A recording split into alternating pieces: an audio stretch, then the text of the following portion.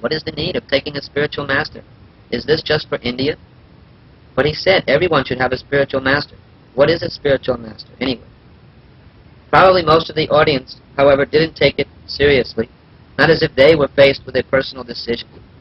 They may have taken the idea of accepting a spiritual master as another cultural item from Hinduism, like the thread or the part in the hair of the women or the widow's dress. The audience could easily have taken his discussion as a kind of cultural exhibition, just as one comfortably watches a film about the living habits of people in a foreign land, with no intention of adopting such foreign habits as one's own. The Swami, as a Hindu, was wearing a Brahmin thread, but one didn't have to think that the Americans should wear them. Actually, Srila Prabhupada had no motive but to present the absolute truth as he heard it in disciplic succession. But if anyone in that railroad car-shaped room were to actually have asked himself, should I take a spiritual master, then he would have been confronted by the existential presence of a genuine guru, Srila Prabhupada. You were free to take his talk as you liked. In every step of his life, the spiritual master guides him, Prabhupada continued. Now, to take such guidance, the spiritual master should also be a very perfect man. Otherwise, how can he guide? Now here Arjuna knows Sri Krishna is the perfect person. So therefore he is accepting him. Shishashteham sadimam tvam prapanam. Sanskrit. But no one knew a word of it. But there was never any question for Srila Prabhupada, even if they didn't understand. The sound of Shastra, scripture, would make them pious, purified. It is his authority, and he cannot omit it. Anyway, he will translate everything. And even from their point of view, Prabhupada thinks they will feel impressed by the scholarly Sanskrit authority, the original, although foreign, words of the sages. I am just surrendering unto you, and you accept me as your disciple, because friendly talks cannot make a solution of the perplexity.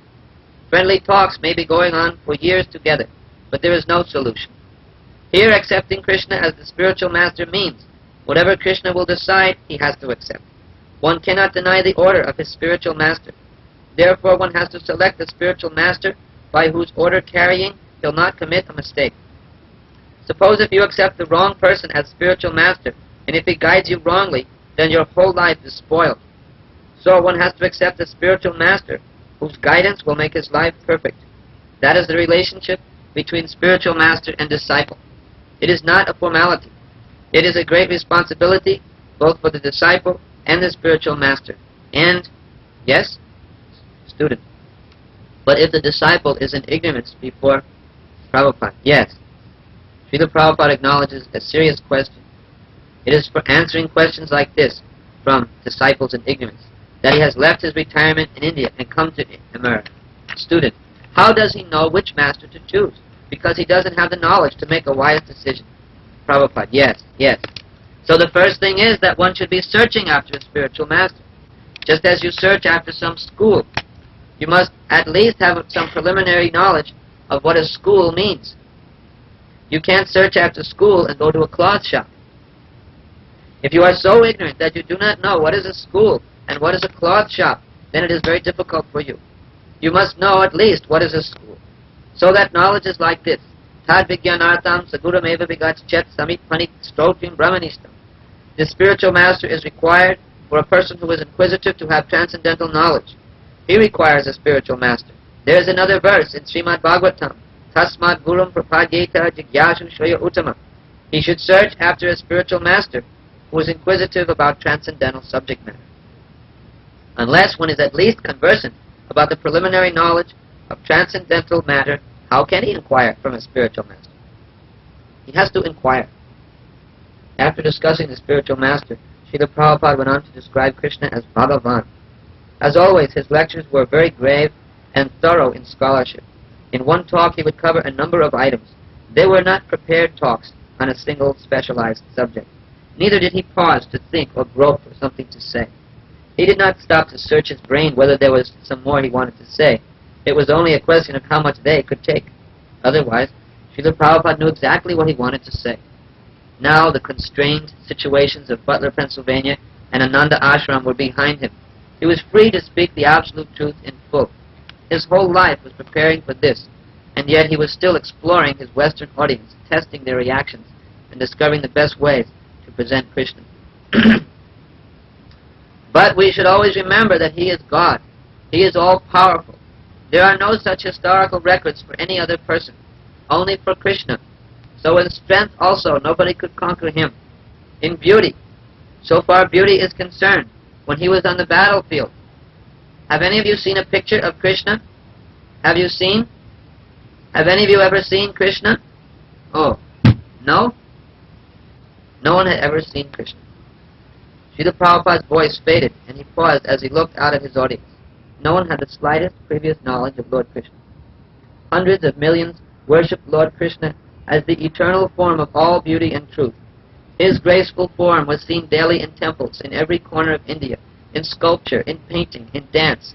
His philosophical teachings in the Bhagavad Gita were all famous, and Prabhupada was his intimate emissary. And yet, the ladies and gentlemen at 72nd Street looked at him blankly. Sometimes during a talk, a visitor would open the door and glance hesitantly inside. Srila Prabhupada would stop his lecture and invite them further with words and gestures. Yes, yes, come in. You can come here. Sometimes he would commiserate with his fellow New Yorkers, chuckling about the miseries they shared. Suppose there is a heavy snowfall. The whole New York City is flooded with snow, and you are all put into inconvenience. That is a sort of suffering, but you have no control. Sometimes he praised Mishra's students for having learned so nicely from their teacher. Now what Dr. Mishra is teaching is very nice. He is teaching that first of all you must know, who am I? That is very good. But that who am I can be known from the Bhagavad Gita also. I am not this body. Sometimes while he was talking, a guest would suddenly speak out with an irrelevant question, and Srila Prabhupada would try to patiently consider it. At the same time, behind the tolerance, Prabhupada's mood was always one of a personal urgency. Sometimes he talked very fast, and one sensed his desire to establish Krishna consciousness in the West as soon as possible. He had no followers, a few books, no temples, and he openly stated that his was a race against time. I am an old man, he told them. I could leave at any time. And so behind the formal delivery of the Krishna conscious philosophy, there was an anxiety, an almost desperate desire to convince at least one soul to immediately take up Krishna consciousness. In a second lecture delivered on the same verse of the Bhagavad Gita, Srila Prabhupada was discussing the real meaning of going to a sacred place in India.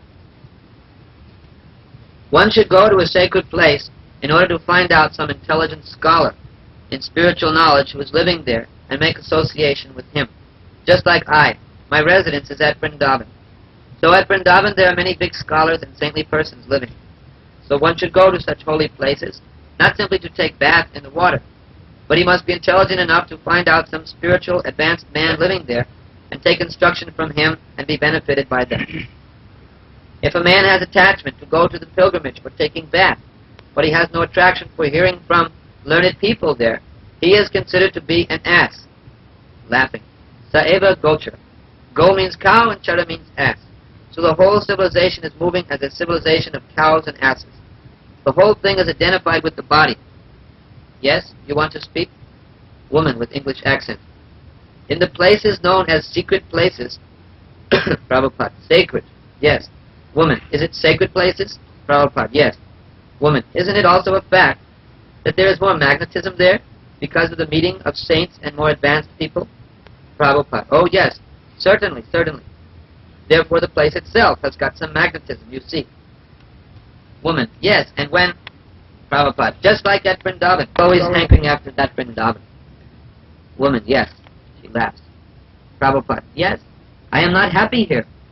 Woman, yes, I know. Prabhupada, I shall be very happy to return to my Vrindavan, that sacred place.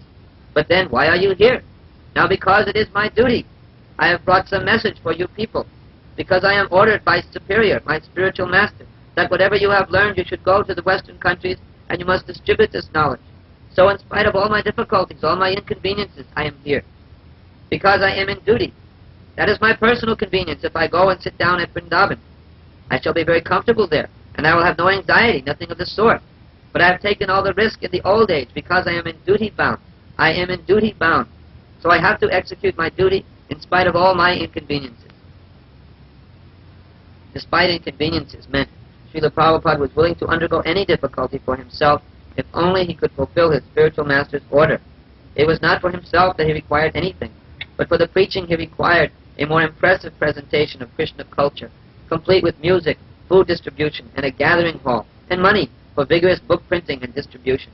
But the chance to speak was a life-giving source for him, even when there were no disciples. Srila Prabhupada was very hopeful. At least he was speaking, and someone was listening. Srila Prabhupada expressed his good feelings about this time in a letter to Sumati Maharaj dated March 18th. I am very much encouraged when you wrote to say, I feel that you should stay there until you fully recover from your illness and return only after you have completed your mission. I think these lines dictated by you are the words of Lord Balakrishna expressed through your goodness. You will be pleased to know that I have improved my health to normal and my missionary work is nicely progressing. I hope my project to start a temple of Sri Sri Radhakrishna will also be realized by the grace of the Lord. Since I came to New York from Butler, Pennsylvania, I have rented the above room at $70 per month, and I am delivering lectures in the Bhagavad Gita and Srimad Bhagavatam, accompanied by Sankirtan, and the American ladies and gentlemen come to hear me. You will be surprised to know that they do not understand the language of Sankirtan, yet they hear with attention. The movement which I have started here is completely new to them, because the Americans are generally acquainted with the Indian yoga gymnastics, as is performed by some Indian yogis here. They never heard of bhakti cult or the science of Krishna before, and still they are hearing me. This is a great success for me. Things were looking up, but still most of the people who came to the classes were not really interested in the full commitment which Srila Prabhupada was looking for. One of Dr. Mishra's followers describes the Mishra people at that time as being middle-class types, merely into intellectual hair-splitting. Srila Prabhupada was not unaware of this, and apparently he was particularly looking for younger people who could help him more directly.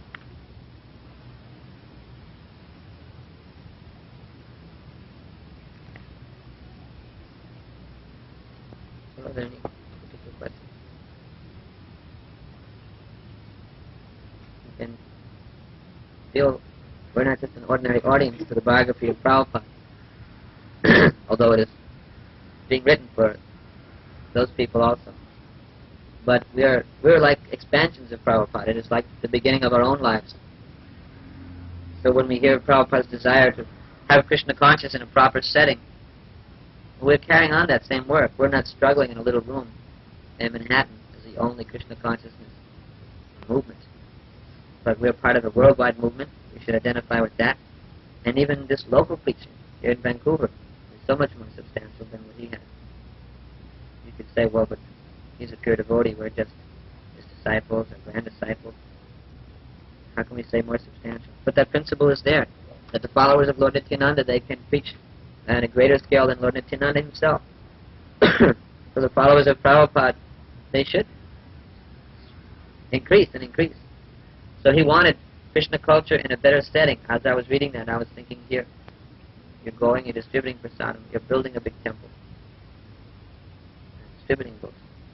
But his dream is coming true, more and more. His dream is so grand that you can't say, well, now he can rest, he's satisfied the dream. He got what he wanted, he opened 100 temples. No, he wants every home to be a temple, and everyone to be a devotee. Bhaktivinoda Thakur said, when the judges, the high court judges are wearing tilak, then maybe we've done something. So his dream is being pushed on now by Krishna conscious devotees. We can feel a special kind of inspiration. We hope the common man will feel inspiration. What a great saintly person. How he struggled, how pure he was to establish God consciousness and the world. He has such knowledge, and I want this knowledge also. I want to be a follower of Srila Prabhupada. Then he may become a devotee by coming to the temple to find out the people who are living in followers of this great personality. But for ourselves, we've already made that step by Krishna's grace. Now our inspiration should be, yes, just see how he struggled despite inconveniences to please his spiritual master. Let us do this, and now actually benedict all these people we couldn't reach. We will not go in vain that he was speaking in that little room. And even if none of those people became devotees,